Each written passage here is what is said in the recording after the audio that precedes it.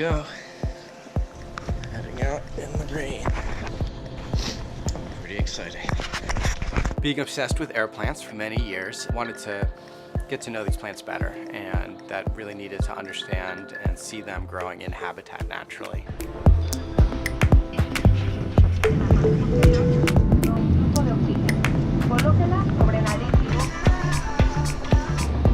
The first leg of the journey, we headed out from Oaxaca up into the Benito Juarez, the area there. It's kind of pine forest, and for me it was a really neat experience to see a number of different plant species that we use all the time growing natively. High up around 6,000 to 8,000 feet. It's cold. I've seen a few prodigiosa and other species.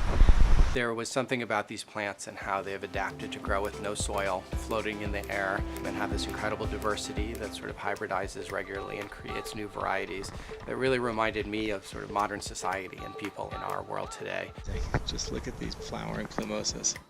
Incredible first day. We saw so many just breathtaking plants. It's amazing to be here after years and years of waiting.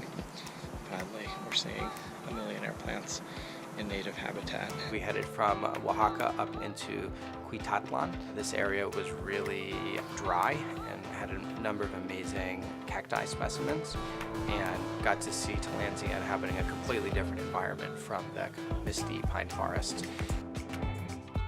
We headed south towards the Pacific Ocean in Huatuco. Over the way, we crossed over a really rugged mountain range. Look at this amazing Tillandsia violacea. One of my favorite places that we got to visit was in Nizanda. We did this incredible hike where we got to see Tillandsia nizandensis, which only grows in this region. It grows on a bare rock face.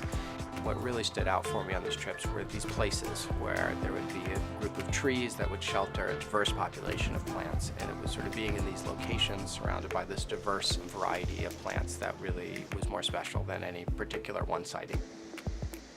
Would love to continue exploring these plants and how they grow in different environments, and showcase them as a way to connect people with nature and showcase how diverse the environments these plants have learned to adapt to. It's a real tribute to nature and its inventiveness, and how cool they are. They've adapted to sort of live without soil, disconnected. All they need is that little bit of light and air circulation, and they're happy. Once you're designing and thinking creatively about how you could bring them into your space, the options are really limitless, and it's really exciting and fun to design with. For more information and to shop the collection, visit us at airplantman.com.